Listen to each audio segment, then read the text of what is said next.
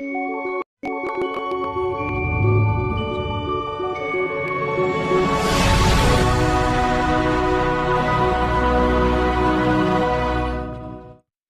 పరిశుద్ధ నామముకి స్తోత్రములు. దేవుని వాక్యం వినడానికి విచ్చేసిన మీ అందరినీ దేవుడు దీవించునుగాక. మరి చక్కటి వర్తమానమును నేర్చుకోవడానికి మనము సిద్ధపరచుకుందాం.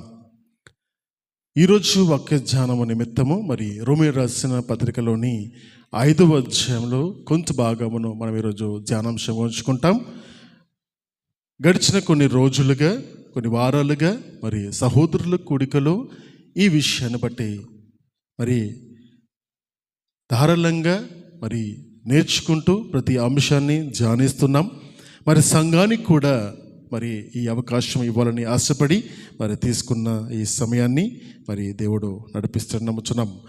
మరి రోమీయులకు రాసిన పత్రిక అపోస్తలుడైన పౌలు గారు రోమీయులకు రాసిన పత్రికలోని 5వ అధ్యాయంలో మొదటి నుండి మరి 11 వచనాలు మనము కొద్దిగా చదువుకుంటూ ఉంటాం. కాబట్టి విశ్వాసం మూలమున మనము నీతిమంతులముగా తీర్చబడి మన ప్రభు అయిన యేసుక్రీస్తు ద్వారా దేవునితో సమాధానము కలిగి ఉందుము. మరియు ఆయన ద్వారా మనము విశ్వాసం వలన ఈ కృపయందు ప్రవేశము గలవారై అందులో నిలిచియుండి దేవుని మహిమను గూర్చిన నిరీక్షణను బట్టి అతిశయపరచు. చాలమ్మా, ఈ మాటలు వింటున్నప్పుడు ఒకటి విషయము అర్థమవుతుంది. దేని గురించి మాట్లాడుతున్నారో పౌలు భక్తులు అంటే విశ్వాసం గురించి మాట్లాడుతున్నారు. అని ఈరోజు మన వాక్యధానానికి మనం తీసుకున్న టైటిల్ కూడా విశ్వాసము వలన వచ్చు మరి ఫలితాలు, విశ్వాసం ద్వారా వచ్చు ఫలితాలు అని మనము నేర్చుకోవచ్చు. ఇక్కడ మాట్లాడుతున్నప్పుడు ఏ సందర్భంలో ఈ మాటను ఉటంకిస్తున్నారని ఆలోచన చేస్తే, రోమాలో ఉన్న యూదులకు పౌలు భక్తుడు ఈ వాక్యాలను రాస్తున్నాడు. యేసుక్రీస్తు ప్రభువారిని తెలిసి కొన్ని విషయాలు వాళ్ళకు తెలియక యేసుక్రీస్తు ప్రభువారు లేదా క్రైస్తత్వాన్ని బోధిస్తున్న అపోస్తలులు ఏంటంటే it is an extension of Jewish community అని, జుడైజం యొక్క ఎక్స్టెన్షన్ క్రిస్టియానిటీ అని వాళ్ళు ఆలోచన చేసుకొని ధర్మశాస్త్రాన్ని పాటిస్తూ, ధర్మశాస్త్రంలో ఉన్న వాటిని కూడా పాటిస్తూ వాళ్ళు ఏమనుకుంటారంటే ధర్మశాస్త్రము చేస్తూ క్రీస్తు కూడా ధర్మశాస్త్రంలోని ఒక భాగమే అని ఆలోచన చేస్తున్నారు. ఆలోచన చేయడంలో తప్పులేదు, ఎందుకంటే వారికి సువార్త బోధించిన వారు ఎవరు లేదు. వారికి సువార్త బోధించిన వారు ఎవ్వరు లేరు. పౌలు భక్తుడు, అపోస్తలుడైన పౌలు భక్తుడు ఈ పత్రికను రాసేటప్పుడు ఆ ప్రాంతానికి ఆయన విజిట్ చెయ్యలేదు. అక్కడికి సువార్త ఎట్లా వెళ్ళింది, క్రీస్తుని వాళ్ళు ఏ విధంగా పరిచయం చేసుకున్నారు అని ఆలోచన చేస్తే మనకు ఆన్సర్ అపోస్తలుల కార్యాలలో 2వ అధ్యాయంలో దొరుకుతుంది. మొదటి భాగాలలో ఏంటి అంటే 17 మొదలగు ప్రాంతాల నుండి వచ్చిన ప్రజలందరూ పస్కా పండుగను ఆచరించవలసిన ప్రజలు యెరూషలేములో ఉన్నప్పుడు పెంతెకోస్తు దినమందున అపోస్తలులందరి ద్వారా పరిశుద్ధాత్మ దేవుని యొక్క పరిచయము జరిగింది. బాహ్యమైన పరిచయము, శక్తిని అందుకొని, వాక్శక్తిని అందుకొని వారు దేవుని యొక్క వాళ్ళ మనుషులకు అక్కడ 17 దేశాలు పైగా ఉన్న ప్రజలు దేశంలో వచ్చినప్పుడు ఆ దేశంలో వారు మాట్లాడే భాషల్లో వీరు మాట్లాడుతూ దేవుని యొక్క సువార్తను ప్రకటించారు. ఆ 17 మొదలగు దేశాలలో ఒక దేశంలో వచ్చిన ప్రజలు రోమా దేశం కూడా ఉంది. దాని ద్వారా ఆ సువార్త ఆనాడు పెంతెకోస్తు దినమందు దొరికిన సువార్తను చేతపట్టుకొని వెనక్కి వెళ్ళిన యూదులు అక్కడ రోమాలో వారు క్రీస్తుని నమ్ముకొని క్రీస్తుని వాళ్ళకున్న సన్నిహితులతో వాళ్ళ సంఘాలలో దాన్ని ప్రకటించుకుంటూ దాదాపుగా చక్కగా బ్రతుకుతున్నారు. మరి ఆ ప్రాంతంలో ఆ ప్రాంతంలో కష్టంలో వచ్చినప్పుడు మరి అక్కడ నుండి వచ్చిన ఒక కుటుంబము, ఒక జంట ద్వారా మరి అపోస్తలుడైన పౌలు గారికి మరి అక్కడ జరుగుతున్న కొన్ని విషయాలు నేర్చుకున్నప్పుడు వారికి ఈ లేఖను రాస్తున్నాడు. అవునా, ఈ లేఖను రాస్తున్నాడు. మరి ఆ విధంగా పౌలు భక్తుడు రోమాలో యూదులకు పెంతెకోస్తు అనుభవం మాత్రమే తెలిసిన వాళ్లకు జ్ఞానాన్ని నేర్పిస్తున్నారు. రోమా పత్రిక యొక్క విశిష్టత గురించి ఆలోచన చేస్తే బైబిల్ గ్రంథములో ఈ ఒక్క పత్రిక చదివితే చాలు. బైబిల్ గ్రంథంకి అన్నిటికీ కూడా మూలము ఈ పత్రిక అని కూడా అంటారు. ఎవరంటారు? నేనంటున్నానా? నేను అనట్లేదు. మార్టిన్ లూథర్ కింగ్ అంటున్నాడు, జాన్ కెల్విన్ అంటున్నారు. వీళ్ళందరూ రిఫార్మర్స్. ప్రొటెస్టెంట్ రిఫార్మర్స్ అంటే చరిత్రలో గొప్ప గొప్ప వ్యక్తులుగా నిలిచిపోయిన వారు ఈ పత్రికను గురించి చెబుతప్పుడు చెప్పిన మాటలవి. మనంటాడు చెప్తే పట్టించుకోకపోవచ్చు, కానీ వాళ్ళు చెప్తే పట్టించుకోవాలి. కొద్దిగా 16 అధ్యాయాలు సరిగ్గా చదివితే 2 గంటల్లో ఈ అధ్యాయాలన్నీ అయిపోతాయి. ఇంటికి వెళ్ళి ఎవరన్నా ఇంట్రెస్ట్ ఉంటే చదవండి, భలే ఉంటుంది. అయితే ఈ పత్రికను రాస్తున్నప్పుడు ఏమంటారంటే, ఈ పత్రిక అంత విశిష్టత ఎందుకు ఉంది అంటే, ఈ పత్రికల్లో అనేక గూఢమైన సంగతులను పౌలు భక్తుడు సమకూర్చి దేవుని యొక్క శక్తి ద్వారా మనుషులకు అందించాలని అన్ని విషయాలను సమకూర్చి ఇక్కడ చూస్తారు. అంటే ప్రత్యేకంగా అన్ని అధ్యాయాలు గొప్ప అధ్యాయాలే. మరి 5వ అధ్యాయానికి కొంచెము ప్రత్యేకత కలదు, ఎందుకంటే చాలా విషయాలను ఇక్కడ చూస్తాము. మనకు చాలాసార్లు విన్న మాటలు అయ్యిండొచ్చు, తెలిసిన వాక్యాలే అయినట్టు అనిపిస్తుంది, కానీ ఆనాటి కాలంలో ప్రజలకు అది కొత్తగా అనిపిస్తుంది. మరి మనకు కూడా దేవుడు కొత్తగా అనిపింపజేస్తాడేమో చూద్దాము. ఇక్కడ నేర్పిస్తున్న మాట విశ్వాసము. దేని ద్వారా చూద్దాం. 5వ అధ్యాయం మొదటి వచనంలో కాబట్టి అనే మాటను ఉపయోగించారంటే దానికి ముందు ఏదో జరిగింది, అంతేనా? అది ఒకటి చెప్తూ, కాబట్టి విశ్వాసము ద్వారా మనం ఏం చేసాము? విశ్వాసం మూలమున మనమంటే ఎవరు ఇక్కడ? మనమంటే ఎవరు? ఆనాడున్న యూదులు మాత్రమేనా? ఆనాటి కాలంలో ఉన్న రోమీలు మాత్రమేనా అంటే కాదు. విశ్వాసము వలన అందరూ ఎవరెవరు? విశ్వాసము కలిగిన అందరూ అని అర్థం. కాబట్టి విశ్వాసములమున మనము ఏం మార్చబడుతున్నాం? నీతిమంతులుగా తీర్చబడి, నీతిమంతులుగా అండర్లైన్ చేసుకోవాలి ఈ మాటలు. విశ్వాసం వలన మనము నీతిమంతులుగా తీర్చబడుచున్నాము. తర్వాత మన ప్రభు అయిన యేసుక్రీస్తు ద్వారా దేవునితో సమాధానము కలిగి ఉందుము. తర్వాత మరియు ఆయన ద్వారా, ఎవరి ద్వారా? యేసుక్రీస్తు ద్వారా మనము ఈ విశ్వాసం వలన కృప పొందుకున్నాము. ఈ విశ్వాసము ద్వారా కృపను పొందుకున్నాము. కేవలం పొందుకోవడమే కాదు, కృపలో ప్రవేశించడం మాత్రమే కాదు, కృపలో నిలిచి ఉంటున్నాం. అర్థమైందా? మైక్ పాడితే పర్లేదు, నేను మామూలు కూడా మాట్లాడగలుగుతాను, టెన్షన్ లేదు నాకు. మీరు టెన్షన్ పడకండి, ఓకేనా? రైట్.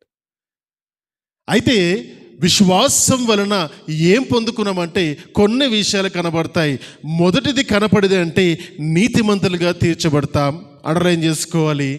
రెండవది దేవునితో సమాధానపరచబడతాం.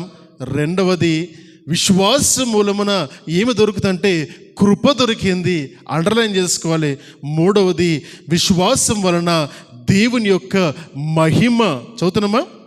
ఆ కృపయందు ప్రవేశము గలవారమై అందులో కృపలో నిలిచి ఉండి దేవుని యొక్క మహిమను గూర్చిన నిరీక్షణను మనము నిరీక్షణను బట్టి ఆశ్చర్యపడుచున్నాం. అయితే విశ్వాసం వల్ల ఏమి దొరికింది అంటే మొదటిగా నీతిమంతులుగా అయ్యాము, రెండవదిగా కృప పొందుకున్నాము, మూడవదిగా దేవునితో సమాధానపరచబడ్డాము, నాలుగో ద్వారాగా దేవుని యొక్క మహిమను మనం పొందగలిగాము, ఐదవదిగా నిరీక్షణ అనే వాక్యం మనకు దొరికింది. అన్నిటికీ మూలము ఏది? అవునా? నిరీక్షణతో ఉన్నాము. ఏ నిరీక్షణ కొరకు ఉన్నాము మనము? దేవుడు మనందరి జీవితాన్ని మార్చడానికి, మనం బ్రతుకులను మార్చడానికి లోకానికి వచ్చి మన కొరకు తను అర్పించుకొని మనల్ని నీతిమంతులుగా చేసి, నేను వెళ్తున్నాను, ఏ విధంగా తిరిగి వెళ్తున్నానో అదే విధంగా తిరిగి మళ్ళీ వస్తాను, నా ప్రజల కొరకు నేను మళ్ళీ వస్తానని వాగ్దానం చేశారు. కాబట్టి ఆ నిరీక్షణ కొరకు మనము ఎదురు చూస్తున్నాం. ఈ నిరీక్షణ కూర్చోనని ఇంకా కూర్చో, డిస్టర్బెన్స్గా ఉంది, చెప్పండి రా బాబు. ఈ నిరీక్షణ కొరకు మనం ఏం చేస్తుంటే ఎదురు చూస్తున్నాం. అవునా? ఈ నిరీక్షణ ఎవరిచ్చారు మనకు? ఎవరిచ్చారు? మాట్లాడాలి. ఇంత సైలెంట్గా ఉంది, మాట్లాడాలి, నాకు వినపడుతుంది. ఈ నిరీక్షణ ఎవరిచ్చారు? యేసు ప్రభు వారు ఇచ్చారు. అవునా? ఈ నిరీక్షణ యేసు ప్రభు ఇచ్చారు. ఈ నిరీక్షణ ఎవరి కొరకు అంటే యేసు ప్రభు వారి కొరకే. అవునా? మరి ఈ నిరీక్షణలో నిలిచి ఉన్న మనము, నిరీక్షణతో ఎదురు చూస్తున్న మనము ఎట్లా ఎదురు చూడాలి? విశ్వాసముతో ఎదురు చూడాలి. ఇప్పుడు ప్రశ్న వస్తుంది, ఏ విశ్వాసము? ఎటువంటి విశ్వాసము? ఏ విశ్వాసము? అవునా? మరి విశ్వాసం అంటే ఏంటి చెబుతారు ఎవరన్నా? విశ్వాసం అంటే ఏంటో తెలుసుకుంటే ఆ విశ్వాసం మనం కలిగి ఉంటామో లేదో మనము తెలుసుకోగలుగుతాం. విశ్వాసం గురించి మాట్లాడుతున్నప్పుడు మీరు క్రైస్తవులుగా అనేకులుగా ఏమంటారు చెప్పండి? ఇప్పుడు ఒక మంచి చక్కటి సాక్ష్యం విన్నాం అమ్మగారి ద్వారా. అవునా? తను చెప్పిన సాక్ష్యంలో ఏం కనపడ్డది మనందరికీ? విశ్వాసం కనపడింది. దేవా, నా దగ్గర డబ్బులు లేవు, దేవా నేను వెళ్ళవలసిన గమ్యం నాకు ఉంది, కానీ నా దగ్గర డబ్బులు లేవు. మరి నేను వెళ్ళవలసిన గమ్యాన్ని ఎట్లా చేరాలి ప్రభువా అన్నప్పుడు, లేదు, నా విశ్వాసంతో నేను దేవుని అడుగుతాను, నేను వెళ్ళిపోతాను, నడుచుకుంటూ వెళ్ళిపోతాను. శక్తినిచ్చేవాడు ఆయనే. విశ్వాసం, పరిపూర్ణమైన విశ్వాసం. అవునా? పరిపూర్ణమైన విశ్వాసం. ఈ పరిపూర్ణమైన విశ్వాసం గురించి మనం నేర్చుకునేటప్పుడు ఏ విశ్వాసం గురించి మనము అధ్యయనం చేయాలంటే, బ్యాక్గ్రౌండ్లో ఏది ఉంచుకోవాలంటే 4వ అధ్యాయంలో చివరి భాగంలో ఈ మాటలు మాట్లాడతారు. చూద్దాం ఆ మాట. 4వ అధ్యాయంలో చివరి భాగంలో,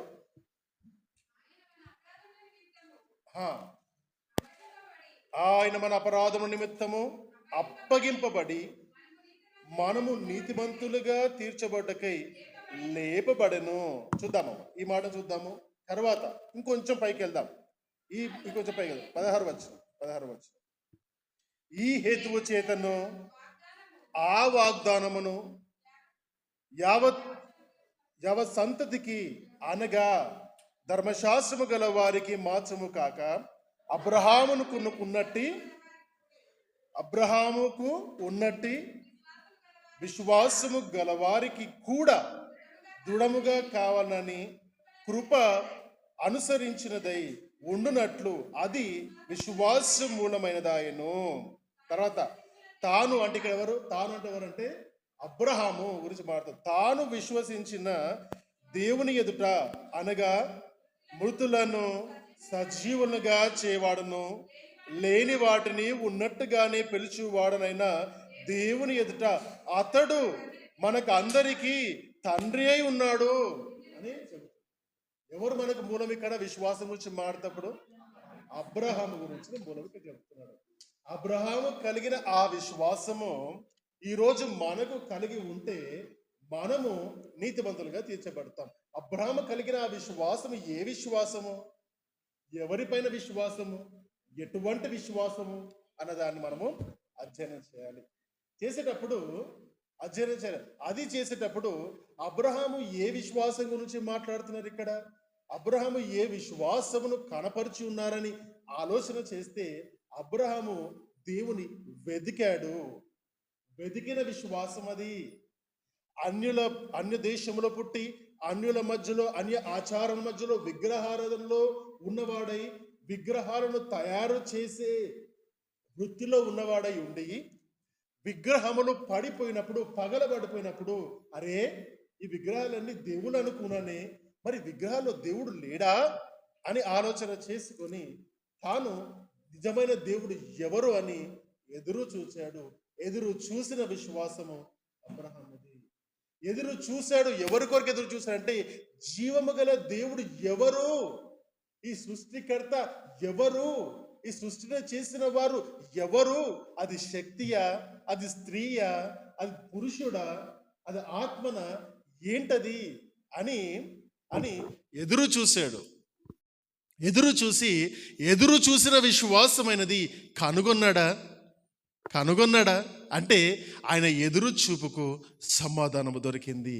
నువ్వు ఏ సమాధానం దొరికిందంటే దేవుని యొక్క స్వరాన్ని వినగలిగాడు. ఈనాటి కాలంలో దేవుని కొరకు ఎదురు చూసే బిడ్డలు ఉన్నారా అని ప్రశ్న వేస్తుంటే ఒక మాట గుర్తొస్తుంది. ఆ మాట ఏంటంటే, రోమీ రాసిన పత్రికలోని 3వ అధ్యాయంలో చెప్పబడిన మాట 11వ వచనము. ఒక్కరు నీతిమంతుడు లేడు, ఒక్కడును లేడు, గ్రహించువాడు ఎవడును లేడు, దేవుణ్ణి వెదుకువాడు ఒక్కడు కూడా లేడు. అందరూ త్రోవ తప్పి ఏకముగా పనికిమాల వారైరి, మేలు చేయవాడు లేడు, ఒక్కడైనను లేడు. చాలమ్మా, అర్థమవుతుందా? దీన్ని బట్టి ఒకటి అర్థం కావాలి. ఏమర్థం కావాలి? అందరూ ఏకముగా ఏమయ్యారు? విశ్వాసులు అయిపోయారా? కాలే. అందరూ ఏకముగా, అందరూ కలిసి ఐక్యత ఎక్కడుంది? పనికిమాల అవ్వడానికి ఐక్యత ఉంది అని చెప్తున్నాడు ఇక్కడ. అందరూ ఐక్యత కలిగి ఏమైపోయారంటే పనికిమాల వారు. ఎందుకంటే వారి త్రోవలు తప్పిపోయారు. ఇది కీర్తనకారుడు 14వ అధ్యాయంలో కీర్తనకారుడు చెప్పిన మాటను ఇక్కడ పౌలు భక్తుడు ఉటంకిస్తూ అంటాడు, నీతిమంతుడు లేడు, ఒక్కడు కూడా లేడు. మరి ఎవరయ్యా నీతిమంతులు అంటే అబ్రహాము గురించి మాట్లాడతామంటారంటే, అబ్రహాము యెహోవాను నమ్మెను, అది అతనికి నీతిగా ఎంచబడెను. అబ్రహాము ఎదురు చూస్తున్న దేవుని యొక్క స్వరం వినెను, ఆ స్వరాన్ని నమ్మిన స్వరమును పట్టుకుని జీవించడంలో ఉన్న కార్యంలో వచ్చిన ప్రతికూల పరిస్థితులను ఎదిరించిన తర్వాత దేవుని దృష్టిలో ఏమైపోయాడు? నీతిమంతుడు అయిపోయాడు. నమ్మడము ద్వారా నీతిమంతుడు అయ్యాడు. ఏమని నమ్మాడు? ఎట్లా నమ్ముతాడు? మనం ఎందుకు నమ్ముతలేము? ఈరోజు నీ ముందరకు తీసుకొచ్చి ఒక ప్రశ్న వేసి, యేసు ప్రభు దేవుడా, నువ్వు వెళ్తున్న సంఘములో దేవుడు ఉన్నాడా? నిజంగా నువ్వు దేవుని ఆశ్రయిస్తున్నావా?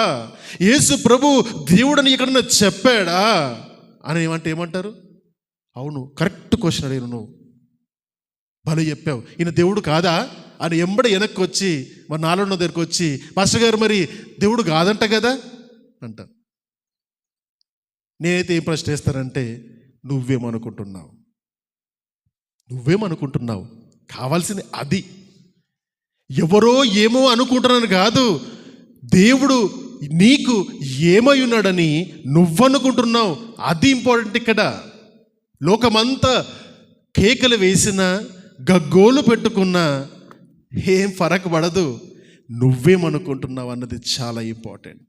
అబ్రహాము ఏమనుకున్నాడు అన్నది చాలా ఇంపార్టెంట్. అబ్రహాం అనుకున్నాడు, ఈయన ఉన్నవాడు, ఎందుకంటే నేను ఆయనని చూడలేదు కానీ తన స్వరాన్ని వినగలిగాను. ఈ మట్టి కొమ్మలతో చేసిన దేంటిలోనూ కూడా స్వరము లేదే, జీవించుచున్న వాడు గనుకని ఆయన తన స్వరాన్ని నాకు వినిపింపజేశాడు. విన్న స్వరాన్ని విశ్వసించాడు. ఒక్క మాట చెప్పమంటారా? విశ్వాసం ఒక మాట. నిజంగా ఎట్లా నమ్మాడు అబ్రహాంకు చెప్పేటప్పుడు ఒక మాట చెబుతాను. ఎప్పుడైనా మీ తల్లిదండ్రులను మీరు వెనక్కి తిరిగి చూసుకొని వీళ్ళ తల్లిదండ్రులేనా అనుకున్నావా? నీ తల్లిదండ్రులను వెనక్కి తిరిగి చూసుకొని అసలు వీళ్ళ తల్లిదండ్రులేనా, నేను వేరేలోకి పుట్టానా అని ఎప్పుడైనా నీకు ప్రశ్న వచ్చిందా? కనీసం ఆలోచన వచ్చిందా? రాలేదే. వస్తుందా ఆ ప్రశ్న? వస్తుందా?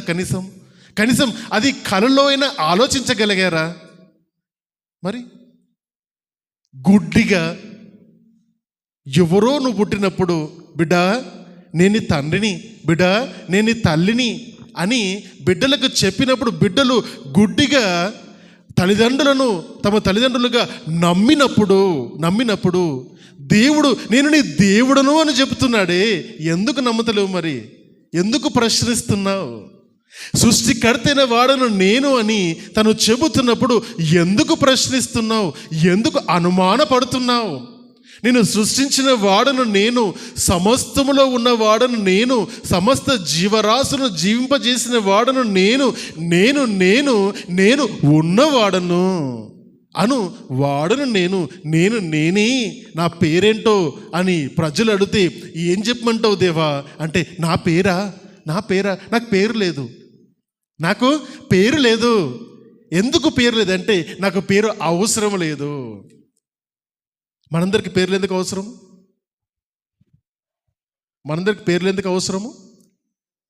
పిలవడానికి, అంతేనా? ఎందుకు అవసరము ప్రశ్నించుకోవాలి మనం. ఎందుకు మనకు పేర్లు అవసరం అంటే, మన వంటి వాళ్ళు అనేకులు ఈ లోకంలో ఉన్నారు కాబట్టి, అనేకుల మధ్యలో నువ్వు ఒక్కడివి కాబట్టి నిన్ను గుర్తుపట్టాలంటే నీకు ఒక ఐడెంటిటీ కావాలి, ఒక ఆధార్ కార్డు కావాలి నీకు. అనేక మందిలో ఒక్కడివి నువ్వు. మరి ఆయన సృష్టికర్త అనేక మందిలో ఒక్కడే అనేక మందిలో ఉన్నవాడా అంటే, ఆయన ఒక్కడే కాబట్టి ఆయనకు పేరెందుకు? ఆయన ఒక్కడే కాబట్టి ఆయనకు పేరెందుకు? ఆయనకు రకరకాల పేర్లతో ఏ పేరుతో పిలిచినా నేను పలుకుతాను అంటాడంటే ఆయనకు పేరే లేదు. అందుకని నీ పేరేంటి దేవా ఏమని చెప్పాలంటే, నేనే నాకు పేరు లేదు. అయితే ఎట్లా చెప్పాలి దేవా అంటే, నేను ఐఎమ్ దాట్ ఐ యామ్. నేను ఉన్నవాడను, ఎక్కడున్నవాడను? నీలో ఉన్నవాడను, నీకు పైగా ఉన్నవాడను, అందరిలో ఉన్నవాడను, అందరి పైగా ఉన్నవాడను, నేనే అని చెబుతున్నప్పుడు ఆ దేవుడు నేను ఎవరంటే ఇదిగో నేనే దేవుడని చెబుతున్న ఆ దేవుణ్ణి చూసినప్పుడు అనుమానం ఎందుకు? అల్ప విశ్వాసము ఎందుకు? అబ్రహాముకు కలిగిన ఆ విశ్వాసము మనము కలిగి ఉంటే ఆ కృపలో ప్రవేశిస్తాము. అబ్రహాము కలిగిన ఆ విశ్వాసము ఇక్కడున్న ప్రజలందరూ కలిగి ఉంటే ఆ కృపలో నిలిచి ఉంటాము. అబ్రహాము కలిగిన ఆ విశ్వాసం మనము కలిగి ఉంటే ఆయన మనకు దొరుకుతాడు, ఆయన మనని కనుగొంటాడు, ఆయన మన సన్నిధికి దగ్గరికి చేరుతాడు. ఆయన మాటలు మన చెవులు వింటాయి, విన్న ప్రతి మాటను విశ్వసిస్తావు. ఈ లోకము తలకిందులైనా కూడా ఆయనే దేవుడు అని ఖచ్చితంగా చెబుతావు నువ్వు. ఎందుకంటే నీ తల్లిదండ్రులను నీ ముందర పెట్టి వీళ్ళు నీ తండ్రి కాదని చెప్పు, నీ తల్లి కాదని చెప్పు, వీళ్ళు నీకు వాళ్ళకి పుట్టలేని చెప్పు నువ్వు అని నిన్ను కత్తి నీ మీద పెట్టినా, క్రొడాలతో కొట్టినా ఏం చెప్తావు నువ్వు? నాకు తెలిసిన సత్యం అదొక్కటే కాబట్టి నా తల్లిని నేను తల్లి కాదనట్లు చెప్పగలుగుతాను, నా తండ్రి కాదనట్లు చెప్పగలుగుతాను. నువ్వు నన్ను చంపిన వాళ్ళ నా తల్లిదండ్రులు అని చెబుతావే, మరి నా దేవుడు కాదని చెబితే ఎట్లా ఒప్పుకో నీకు మనసు వస్తుంది? అంటే ఎన్నడూ ఆయనను నీ దేవునిగా నువ్వు ప్రతిష్ఠించుకోలేదన్నది అర్థమవుతుంది. ఈనాటి ఈ లోకంలో జరుగుతున్న పరిస్థితుల్లో ఆయన దేవుడా అంటే జనులు ఏమనుకుంటారని కాదు, కానీ నువ్వేమనుకుంటావన్నది చాలా ఇంపార్టెంట్. అక్కడ దేవాది దేవుడు మనతో మాట్లాడుతున్నప్పుడు మనని ఆయన సన్నిధి నిన్ను ఏర్పాటు చేసుకున్నాను, నువ్వు నా బిడ్డవు, నువ్వు నా సొత్తువు, నా అరిచేతులు నిన్ను చెక్కుకున్నాను, పేరు పెట్టి పిలుచుకున్నాను నేను అని చెబుతున్న ప్రతి వాగ్దానం విన్నప్పుడు ఏమనిపిస్తుంది? నా తండ్రి, నన్ను సృష్టించిన నా తండ్రి నన్ను ఎన్నుకున్నాడు, నన్ను సృష్టించిన నా తండ్రి. అన్నప్పుడు ఆలోచన చేస్తే సృష్టించిన సృష్టికర్త ఏం సృష్టించంటే సృష్టిని చేశాడు. సృష్టిని పరిపాలించడానికి మానవుని చేశాడు. మానవునికి ఒక పేరు పెట్టాడు. ఏమని పేరు పెట్టాడంటే ఆదాము అని పేరు పెట్టాడు. ఆదాము అని పేరు పెట్టాడు. వీడికి ఎందుకు పేరు పెట్టవలసి వచ్చింది ఆదాము అని?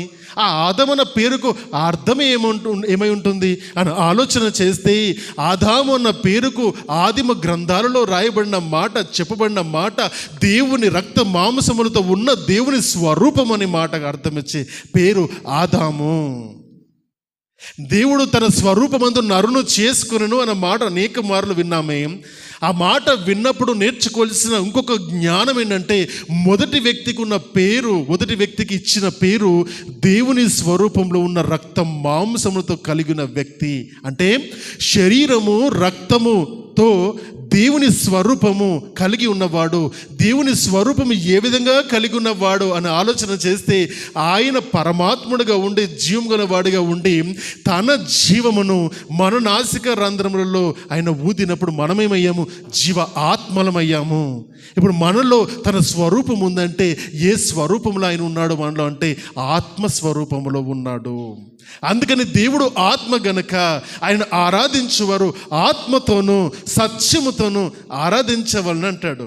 అంటే నీలో ఉన్నవాడు దేవుడు అని తెలుసుకున్న దినమున, నీవు దేవుని స్వరూపం అని తెలుసుకున్న దినమున అప్పుడు వస్తుంది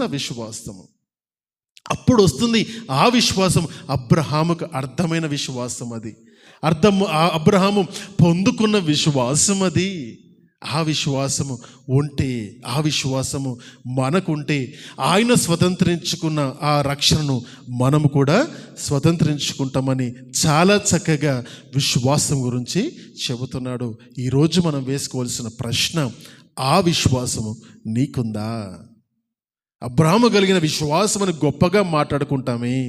అబ్రాహాము కలిగిన విశ్వాసం ఎటువంటి విశ్వాసం అంటే, నన్ను తన ఊరును వదిలేటట్టుగా చేసిన విశ్వాసము, తన బంధుమిత్రులను వదిలేటట్టుగా చేసిన విశ్వాసము, ఒంటరిని చేసిన విశ్వాసము, అవునా, తన తెలియని ప్రదేశానికి నడిపించేటట్టు చేసిన విశ్వాసము, తన తెలియని ప్రజల మధ్యలో బ్రతికేటట్టుగా చేసిన విశ్వాసము, తర్వాత తన భార్యను వదిలేయడానికి సిద్ధపడిన విశ్వాసము, తర్వాత తన కుమారును రెండవ భార్యన హాగర్ని వదిలేయడానికి సిద్ధపడిన విశ్వాసము, తన రెండవ కుమారుడుగా ప్రధానముగా చేయబడిన కుమారుడిగా పుట్టిన ఇస్సాకును చంపడానికి నిర్ణయించబడిన విశ్వాసము.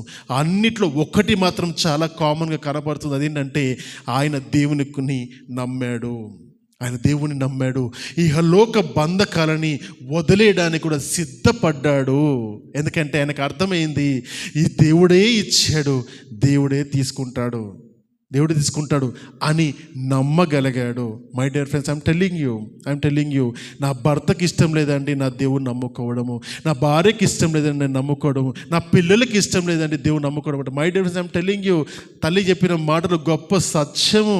నా బిడ్డలను నేను కాదు నడిపించేది, ఆ నడిపింపు ఎవరు ఇవ్వాలంటే దేవుడు ఇవ్వాలి. నేను బతుకుతాను దేవుని కొరకు, ఎందుకంటే నేను దేవుని వల్ల ఏర్పాటు చేయబడ్డాను. కాబట్టి నా బిడ్డలు, నా కుటుంబము ఏర్పాటు చేయబడాలంటే నా బ్రతుకుతో నేను నా బ్రతుకు ద్వారా వాళ్ళు మారగలిగితే, నమ్మగలిగితే వాళ్ళు వస్తారు. వారిని నేనెవరు తీసుకురావడానికి?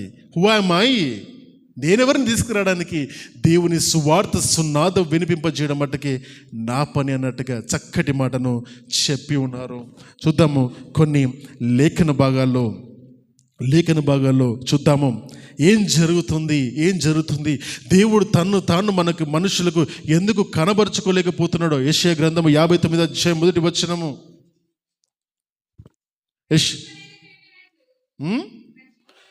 రక్షింపనేరకయుండునట్లు యెహోవా హస్తము కురచకాలేదు, విననేరకుండునట్లు ఆయన చెవులు మందము కాలేదే.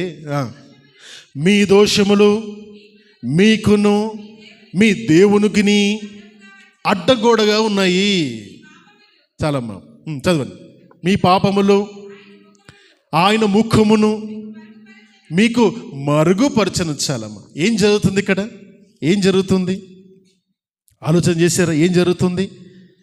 దేవుడు నా ప్రార్థన వింటలేడు, దేవుడు నా మనవురు ఆలకించట్లేదు, నేను రక్షణ మార్గం వెళ్ళంటే రక్షణ మార్గం నాకు దొరుకుతుందా అని సత్యాన్వేషణ ఉన్న వ్యక్తికి వచ్చి నేర్చుకోవాల్సిన గొప్ప పాఠం ఏంటంటే, యెహోవా నిన్ను రక్షించకూడదని అనుకోవట్లేదు, దేవుడు నిన్ను రక్షించకూడదని అనుకోవట్లేదు, దేని ద్వారా నీకు రక్షింపబడలేకపోతున్నావో అని ఆలోచన చేస్తే నీకు నీ దేవునికి మధ్యలో పెద్ద గోడ ఉంది. ఆ గోడ కట్టుకున్నది నీవు. ఆ గోడ ఏంటో తెలుసా? దోషము, పాపములు. నాకు వ్యతిరేకంగా నేను చేసుకుంటేది దోషము, దేవునికి వ్యతిరేకంగా చేసినది అది పాపము.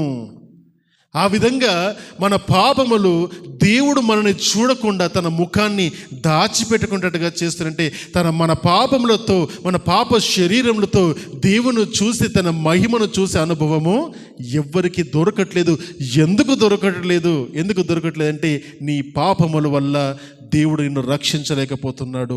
నీ పాపముల వల్ల దేవుని ముఖము నీకు కనబడలేకపోతుంది.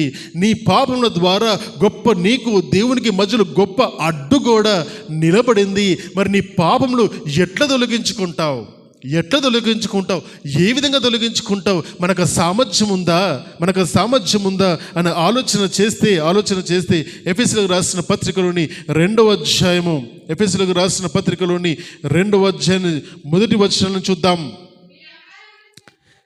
మీ అపరాధముల చేతను పాపముల చేతను మీరు చచ్చిన వారై ఉండి, రాసుకోలే మాట, మీ అపరాధముల చేతను పాపముల చేతను మీరు చచ్చిన వారై ఉండగా ఆయన మిమ్మును క్రీస్తుతో కూడా బ్రతికించెను. ఇక్కడ ఆయన అంటే ఎవరు?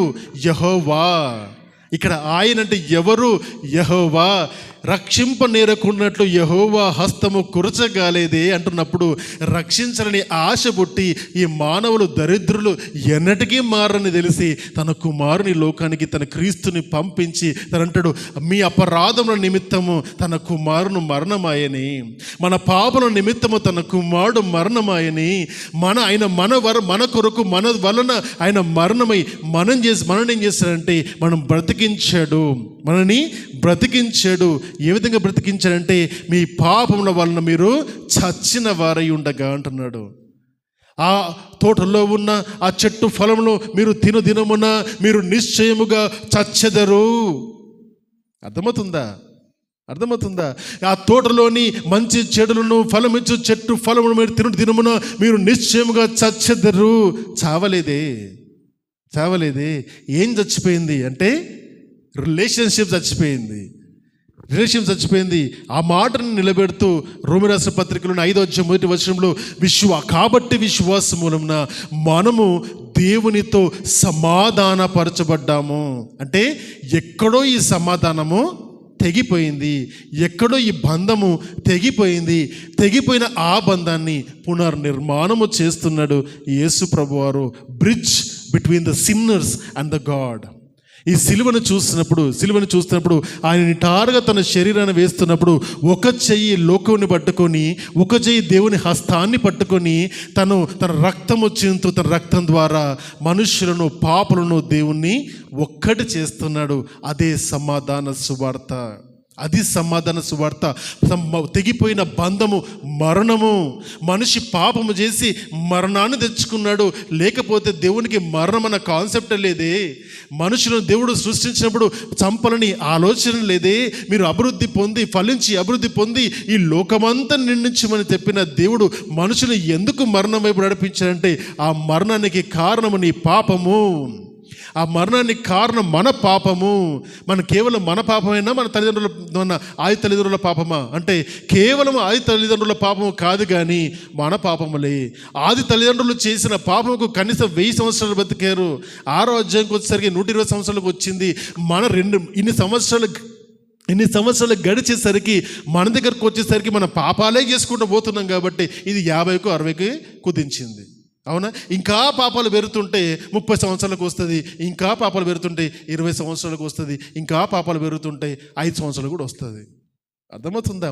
అంటే చావు, మరణము యొక్క సమయము, లేదా ఈ లోకంలో జీవించడానికి దేవుడిచ్చిన అర్హత కాలము, నిమిత్తమ కాలము తగ్గిస్తూ ఎందుకు తగ్గిస్తుందంటే పాపం పెరుగుతుంది కాబట్టి. అందుకని ఒక్కసారి కరోనా వస్తుంది, ఒక్కసారి యుద్ధాలు వస్తాయి, ఏమవుతుందంటే ఒక్కసారి అందరూ నాశనం అయిపోతారు. ఎందుకు? పాపము విస్తరించినప్పుడు మరణం కూడా విస్తరిస్తుంది. ఈ పాపము మనుషుల నుండి పోవాలంటే ఒక్కటి జరగాలి, దేవుడే పాపాలను తీసేయాలి. దేవుడు ఆ పాపాలను తీసేయాలంటే ఎట్లా తీసేస్తారంటే, మనలో నుండి దాని పాపం తీయకుండా తన శరీరముతో ఆది మానవుడుగా, మొదటి మానవుడిగా ఉన్న ఆ ఆదాము చేసిన తప్పును క్రీస్తు తగ్గించాలి. చూద్దాం అదే మాటను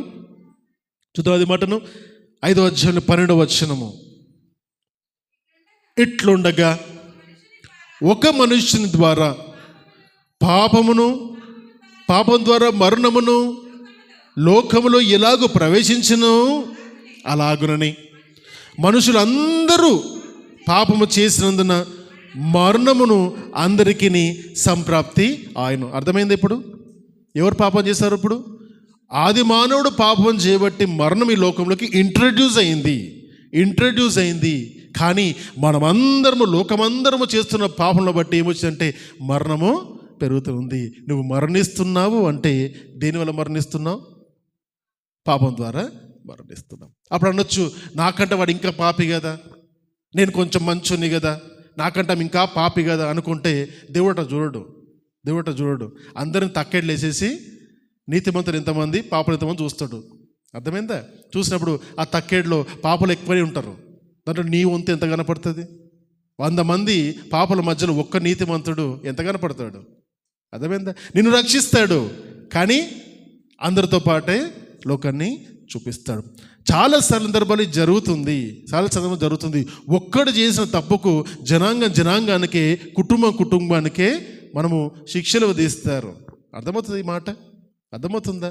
అయితే ఒక కమ్యూనిటీ ఉందనుకోండి, ఆఫీస్లో ఉంటున్నప్పుడు ఈ యూనియన్స్ ఉంటాయి. ఆ యూనియన్లో ఒక్కడు తప్పు చేస్తే యూనియన్ అందరినీ క్యాన్సిల్ చేస్తారు. ఏదైనా ఇచ్చే ఉంటాయి యాజమాన్యం. అవునా? ఎందుకు చేస్తారు? అది ఒక్కడు తప్పు చేయడం వల్ల. కాబట్టి దేవుడు కూడా ఈ లోకాన్ని శిక్షించేటప్పుడు ఏంటంటే, అటువంటి పాపల వల్ల మిగతా వాళ్ళందరికీ కూడా శిక్ష వస్తుందంటే ప్రశ్న వస్తుంది మీకు, నీతిమంతులకు మరి నీతిమంతులు ఏ విధంగా రక్షింపబడతారంటే అది ఆయన కృప ద్వారానే రక్షింపబడతారు. ఆ మాటను చెబుతూ ఈ లోకమందరికీ దేవుడు తనకి ఏం చేశాడంటే, పాపలకు ఉన్న వారికి మరణాన్ని ఇచ్చి మరణము ఈ లోకానికి వచ్చింది. ఆ మరణము దేవునికి మనుషులకు తెగిపోయిన ఆ సంబంధమే మరణము. మళ్ళీ పునర్నిర్మాణము చేయించడానికి ఆయన తన కుమారుని పంపించి బ్రిడ్జ్ లాగా పెట్టాడు, మధ్యలో వంతెనలాగా పెట్టి తండ్రికి పాపులకు మనుషులకు మళ్ళీ సంబంధము నిర్మాణము చేయడానికి చూశాడు. కాబట్టి ఇక్కడ చూద్దాం 15వ వచనంలో, అయితే అపరాధము కలిగినట్లు కృపవరము కలగలేదు. ఎట్లనగా ఒకని అపరాధం వలన అనేకులు చనిపోయినలా మరి ఎక్కువగా దేవుని కృపయు యేసు క్రీస్తును ఒక మనుషుని కృపచేతనైనను దానమును అనేకులకు విస్తరించను. చాలు. ఈ మాటకు అర్థం ఏంటి? పాపం ఒక్కడి వల్ల వచ్చింది, పాపం చేస్తున్న అనేకులకు వచ్చింది కదా. మరి ఆ విధంగా కృప విస్తరింపబడలేదు. కృప ఏ విధంగా విస్తరింపబడిందంటే, ఒక్క పాపం చేస్తే ఇంకొకటికి ఆడికి మాత్రం పాపం, వాడి కుటుంబానికి పాపం అయితే కృప ప్రపంచంలో అందరికీ కృపనే. అది అర్థమవుతుందా? కృప ఇంకా విస్తరించి దేవుడు కృపాకాలంలో అందరినీ చూస్తున్నాడు. ఎవరన్నా నా కొరకు ఎదురు చూస్తారేమో, ఎవరన్నా నన్ను వెతుకుతారేమో, ఎవరన్నా నన్ను కనుగొనడానికి ప్రయత్నం చేస్తారేమో, ఎవరన్నా నా మాటలు విని బ్రతుకులు మార్చుకుంటారేమో, ఎవరైనా సరే నా కొరకు నిలబడతారేమో అని ఎదురు చూస్తున్నాడు. ఎందుకంటే అది కృప. మనందరము దేవుని కృపలో నిలిచిన వారమైతే అప్పుడు దేవునితో సమాధానము దొరుకుతుంది. ఈ మాటలు వింటున్నప్పుడు చాలా వెరైటీగా అనిపిస్తుంది. నేను కృపలో లేనా అంటే మీరు ప్రశ్నించుకోలేనంటే నేను ఎన్నున్నాను? అసలు నేను నా లోకంలో ఉన్నానా, నా దేవుళ్ళు ఉన్నానా? ఒక వర్షం పడితే 50 మంది రారు సంఘానికి, అంతేనా? ఒక్క చిన్న వర్షపు చుక్క పడితే ఉద్యోగంలో మీ బాస్ చెప్పాల్సిన అవసరం లేదు, కానీ ఉద్యోగం ఉందంటే ఆదివారం సంఘానికే రాని స్థితిలో మనం ఉన్నాం. మొదటి ఆదివారం కనపడ్డ సంఘాలు 4వ ఆదివారము విశ్వాసులు కనపడరు. అంటే మొదటి ఆదివారం విశ్వాసులు 4వ ఆదివారంకి ఏమైపోతారు? అవిశ్వాసులు అయిపోతున్నారా? కాదే. ఏమవుతుందంటే ప్రాధాన్యత తగ్గుతుంది, దేవునికి ఇచ్చే ప్రాధాన్యత తగ్గుతుంది. బోధకులు నిన్న ఒక దినమున సాయంకాలం ఒక బోధకుడు ఇంటికి వచ్చాడు. బోధకుడు ఇంటికి వచ్చినప్పుడు బోధకునితో సంభాషిస్తున్నప్పుడు మాట్లాడుతూ వచ్చిన మాటల్లో కొన్ని మాటలు ఉటంకించినప్పుడు అన్నాను, బోధకులు ఎక్కువయ్యారండి, వినటోళ్ళు తగ్గిపోయారన్న. అదేంటండి, 1000 మంది 1,00,000 మంది పోతారు అంటే పోతారు, ఎందుకు పోతారు? ఒక్కడని వింటున్నాను నేను. ఒక్కడన్నా వింటున్నాడా? వెళ్తున్నారు, అంతే వెళ్తున్నారు. వెళ్ళడానికేముంది, గుంపులో గొర్రెల్లాగా వెళ్తూనే ఉన్నారు. వినాలనుకున్నవాడు కష్టపడతాడు, వినాలనుకున్నవాడు తను నలుగొట్టుకుంటాడు. నేర్చుకోవాలనుకున్న వారు సమయాన్ని వెచ్చిస్తారు. చెబుతున్న వాళ్ళు ఎక్కువైపోయారు, వినేవాళ్ళు తగ్గిపోయారు. రాబో కాలంలో వినేవాళ్ళు ఎక్కువ అవుతారు, చెప్పేటోడు ఒకడు దొరకడు. ఎక్కడ పోతారు అప్పుడు ప్రజలంతా? ఎక్కడ పోతారు? త్రోవ తప్పి నశించి ఐకముగా పనికిమాల వారు అయిపోతారు అప్పుడు ఆటోమేటిక్గా. ఎందుకంటే చెప్పేటోళ్ళు దొరకరు కదా, ఎంతగాని చెప్తారు ఎవరన్నా, ఎంతకని ఎవరన్నా సరే ముందుకు వచ్చి నేర్చుకోండి అని మరి ఈ బతిమాలుతారు. కుటుంబాల్లో ప్రార్థనలు పెట్టుకోమని అడుగుతారు, బైబిల్ స్టడీలు పెడతారు, మెన్స్ ఫెలోషిప్ పెడతారు, ఉమెన్స్ ఫెలోషిప్ పెడతారు, యూత్ ఫెలోషిప్ పెడతారు. మనం మాత్రం నిద్రపోతుంటాం. అర్థమైందా? ఆ మాత్రం దానికి పెట్టేవాడికి ఓపికన్న రోజులు పెడతాడు, చెప్పేవాడికి ఓపికన్న రోజులు చెప్తాడు. వినేవాళ్ళు కరువైపోయారు. ఇంకొక మాట, మంచి మాట చెప్తాను, నేర్చుకునేవారు కరువైపోయారు. వింటున్నారు, వినటం మట్టుకు విందురు కానీ ఏది బుర్రకెక్కదు, అంటే ఏది కూడా గ్రహించలేరు. ఎందుకంటే వాళ్ళు ఆశతో దేవుని సన్నిధికి రాలేదు. అబ్రాహాము కలిగిన ఆ విశ్వాసము, దేవుడు ఒక్కడే ఉన్నాడని దేవుని వెతికిన ఆ విశ్వాసము, మనుషులు యేసుప్రభు అంటారు, నేను వచ్చే కాలమున ఆ విశ్వాసమును కనుగొంటానా? మనుషులలో విశ్వాసమును కనుగొంటానా అని ప్రశ్న వేస్తున్నప్పుడు మనం వేసుకోవాల్సిన ప్రశ్న, నిజంగా అంత నమ్ముతానా దేవుని? నేను నిజంగా దేవుడు నమ్మితే లోకములో ఉన్న అనేక మంది రకరకాల సత్యాన్వేషణలు వెతుకుతూ దేవుడు ఎక్కడున్నాడు, ఏమై ఉన్నాడు, ఎవరిలో ఉన్నాడు, ఏ విధంగా ఉన్నాడు, మనుషులు సత్యాన్వేషణలో వెళ్తున్నప్పుడు క్రీస్తును కలిగి క్రీస్తే దేవుడని తెలుసుకున్న మనము దాంట్లో నిలిచి ఉన్నామా ప్రశ్నించుకోవాలి. అన్య జనులు తెలియక కనపడిన ప్రతి దాన్ని దేవుడు అనుకొని వాళ్ళు దానిలో భక్తి భావములతో ఉన్న దాంట్లో 1%, కనీసం 1% క్రైస్తవుల్లో ఉంటే, my dear friends, I'm telling you, లోకం ఎప్పుడో మారిపోయేది. 1%. ఎందుకంటే మన బతుకుల్లో క్రైస్తత్వము లేదు, మన మాటల్లో క్రైస్తత్వము లేదు, జీవన విధానములో క్రైస్తత్వము లేదు. నేర్చుకున్నామని అనుకుంటాం కానీ పట్టుమని ఒక పేజీ కూడా నెలకొకసారి కూడా బైబిల్ తిప్పని జీవితాలను జీవిస్తున్న వారము. నాకు అనేక సార్లు అనిపిస్తుంది, వారమంతా నెలంతా కష్టపడి నేర్చుకొని ఎంతో జ్ఞానం సంపాదించుకొని తీసుకొచ్చి దైవజనులు ఎవరి ముందర పెడుతున్నారంటే, కనీసం ప్రార్థన అంటే తెలియని వాళ్ళ ముందర వాక్యాన్ని పెడితే పందుల ముందర ముత్యాలు చల్లినట్ట కాదా?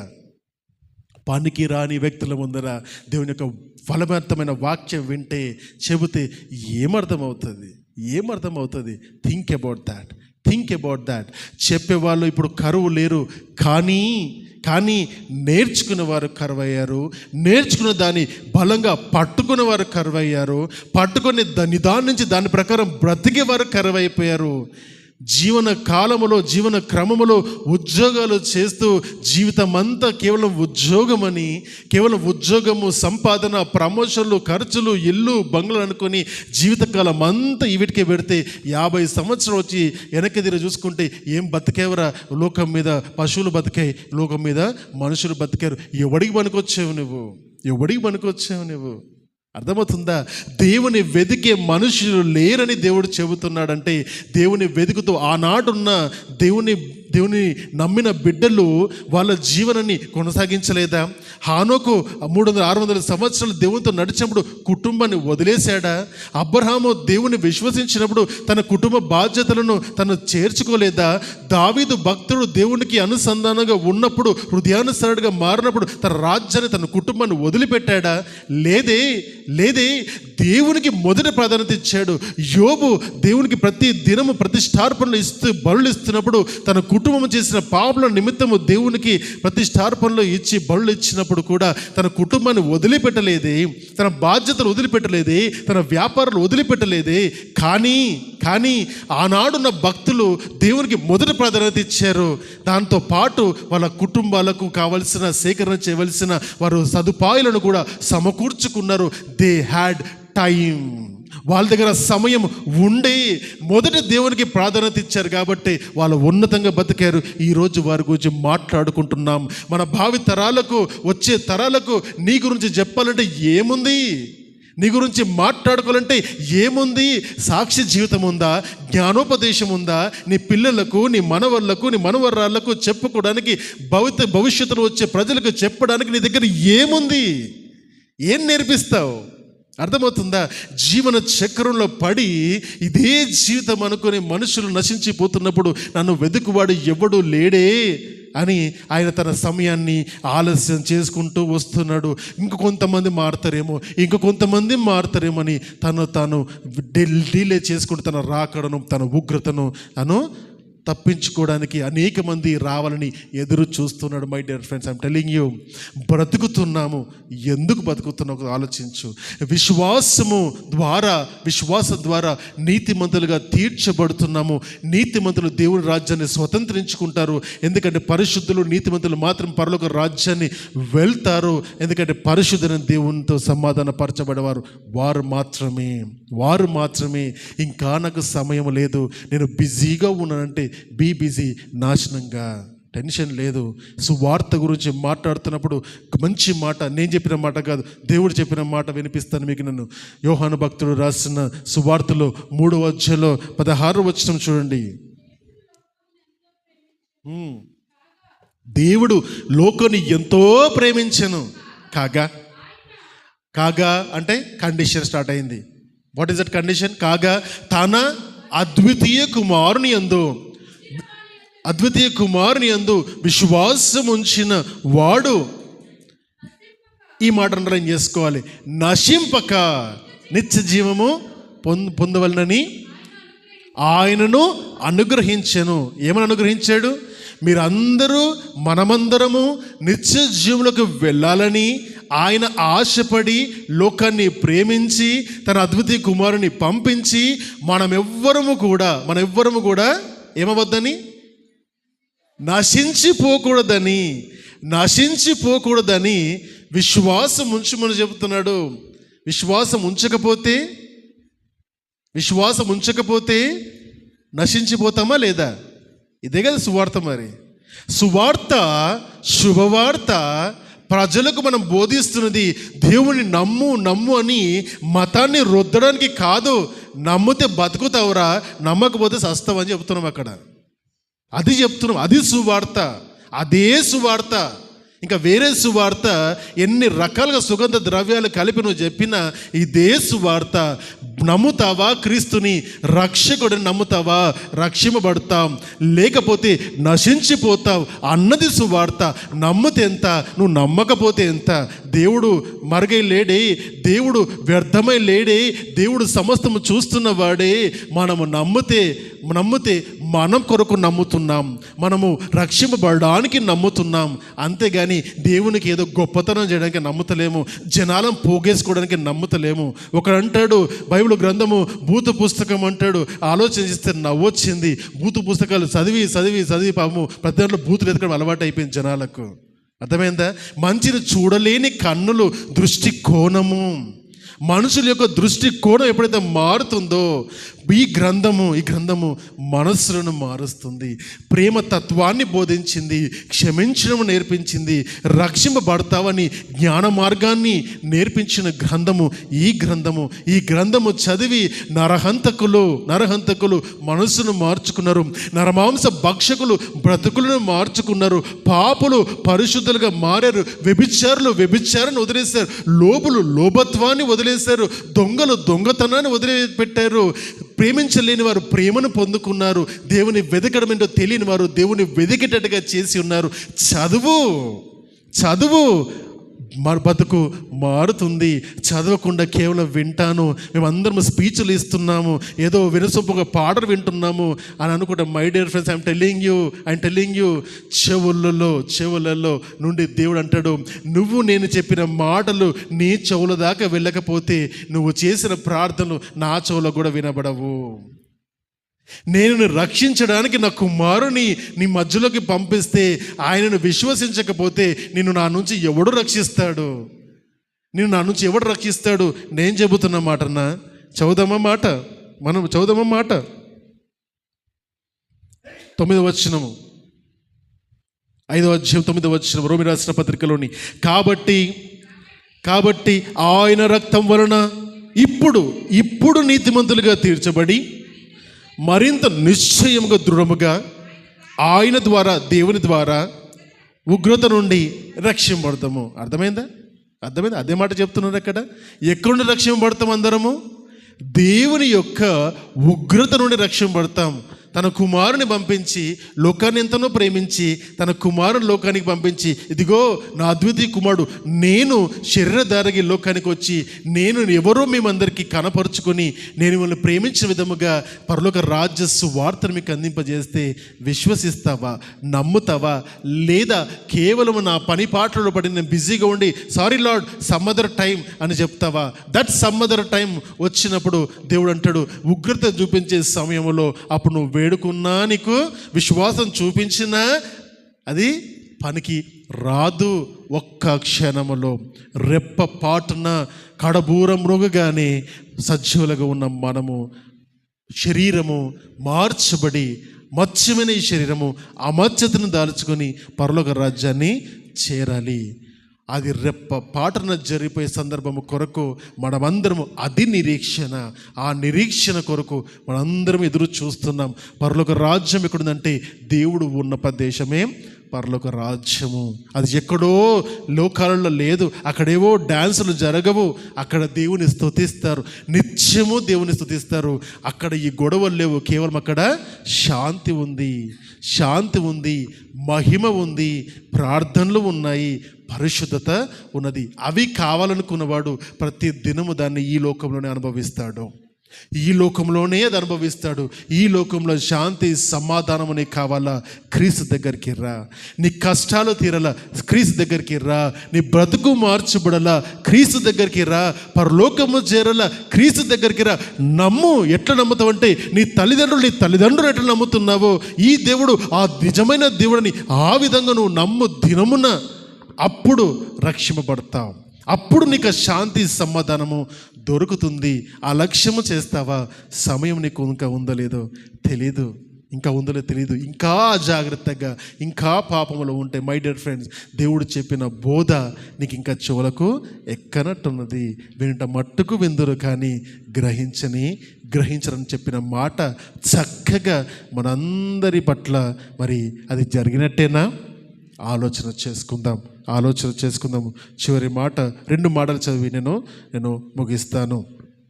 ఈ నిరీక్షణ, 5వ వచనము, ఈ నిరీక్షణ ఎందుకనగా ఈ నిరీక్షణ మనలను సిగ్గుపరచదు.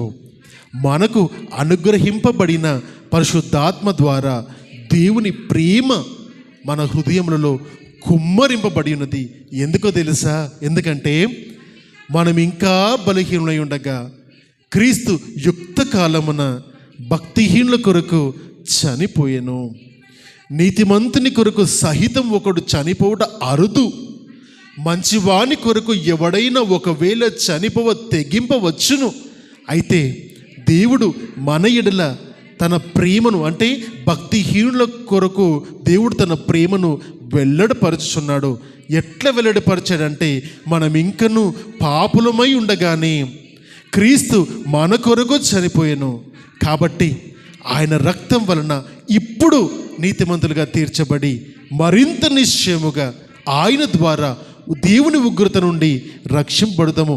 ఎందుకంటే శత్రులమై ఉండగా ఆయన కుమారుని మరణము ద్వారా మనము దేవునితో సమాధానపరచబడిన ఎడల, సమాధానపరచబడిన వారమై ఆయన జీవించుట చేత మరి నిశ్చయముగా మనము రక్షింపబడుతాము. అంతేకాదు, మన ప్రభు అయిన యేసుక్రీస్తు ద్వారా మనకు దేవుని యందు అతిశయపడుచున్నాము. చాలమ్మా, ఆయన అతిశయపడుతున్నాము దేని ద్వారా అంటే యేసుక్రీస్తు ద్వారా. మనం ఇంకనూ బలహీనలో ఉన్నప్పుడు క్రీస్తు మన కొరకు చనిపోయాడు.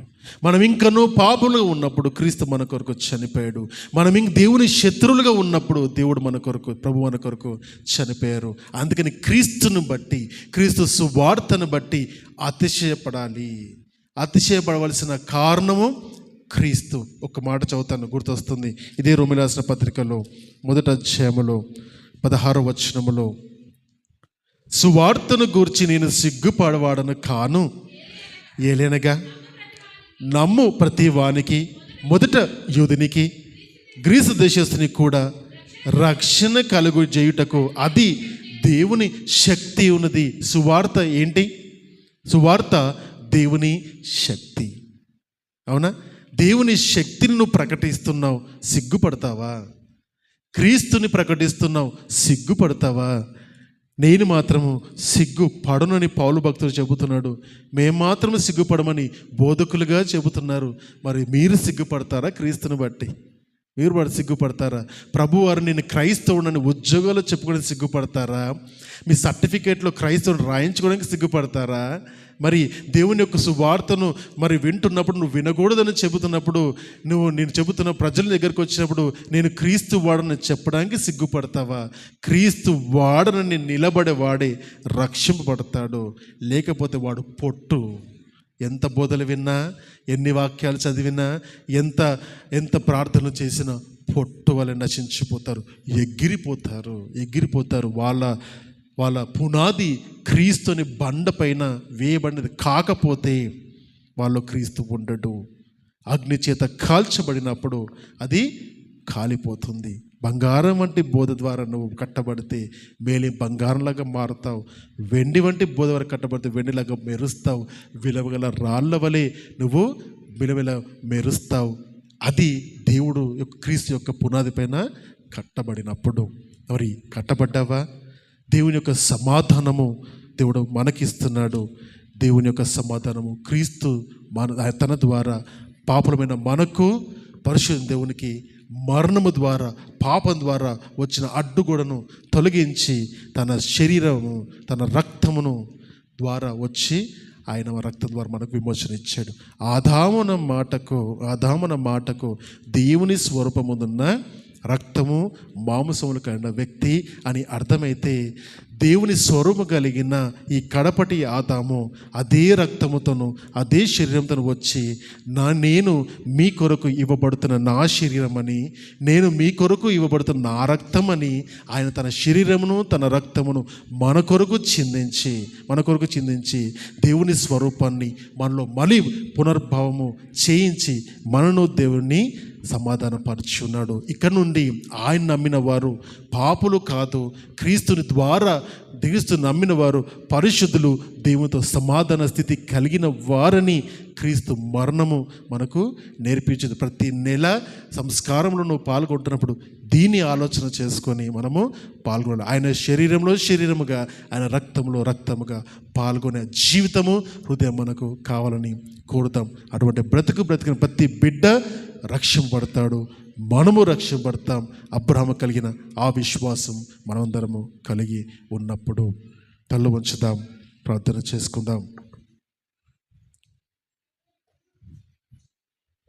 దేవుడు పరిశుద్ధుడు కనుక తాను తన పరిశుద్ధతను వదులుకోడు. మన బలహీనతలు ఎరిగినవాడు, మన బలహీనులమని తెలిసిన దేవుడు కాబట్టి మన పాపములను మనము మన బలహీనత ద్వారా తొలగించుకోలేమని తన కుమారుడు, తన స్వరూపము ఈ లోకంలోకి వచ్చి తన శరీరమును, తన బలహీనత అన్నిటినీ కూడా తను తీసివేసి తన రక్తంలో సమస్తమును కడిగి, ఇక నుండి నీవు పాపివి కాదు, ఇక నుండి నీవు పరిశుద్ధుడవు అని నేను తన రక్తంలో కడిగి వాక్యము చేత ఉదక స్నానము చేయించిన దేవుడు నమ్మదగినవాడు. నమ్ముతావా? నాతో పాటు ప్రార్థన చేయి. రక్షింపబడగోరుచున్నావా? నీ బ్రతుకును మార్చుకో. కేవలము యేసుక్రీస్తు మార్గమే రక్షణ మార్గము, సత్య మార్గము, జీవ మార్గము అని తెలుసుకొని మనందరం కూడా సమ్మతమై, ఒకవేళ దేవునికి నీకు తెగిపోయిన సంబంధం కలిగిన ఉంటే, దేవునికి దూరస్తుడిగాని ఉంటే, సమీపస్తుడు అవ్వడానికి మరొక అవకాశం దేవుడు ఈరోజు ఈ వాక్యం ద్వారా నీకు అందింపజేశాడు. మారు మనస్సు పొందుతావా? మారు మనస్సు పొందుతావా? బ్రతుకును మార్చుకుంటావా? దేవుని సువార్తను బట్టి సిగ్గుపడతావా? లేదా దేవుని సువార్త కొరకు నిలబడతావా? ఆలోచన చేసుకో. ప్రార్థన చేసుకుందాం. మహాగణుడా, మీకు స్తోత్రములు నాయనా. నమ్మదగిన దేవుడవు నీవు, విశ్వాసమునకు కర్తవు నీవునైనా. తండ్రి, మనుషులు చేస్తున్న సత్యాన్వేషణలో ఎక్కడికి వెళ్ళాలో తెలియక ఇటు అటు తిరుగులాడుతున్నప్పుడు, నేను సత్యమును అని తండ్రి, సత్య మార్గాన్ని మా కొరకు నిర్దేశించిన దేవా, మీకు స్తోత్రములు. సమస్తములో ఉన్నవాడను నేనని, నీలో కూడా ఉన్నవాడను నేనే అని దేవా తెలియచేసినందుకు మీకు స్తుతులు నైనా. నీవు మాలో ఉన్నావని, మా ద్వారా మీరు బ్రతికిస్తున్నారని దేవా మాకు తెలియజేసినందుకు స్తుతులు నైనా. ఆనాడు అబ్రహాము తెలుసుకున్నాడు, నిజమైన దేవుడు మీరని, మరి నమ్మాడు నాయన.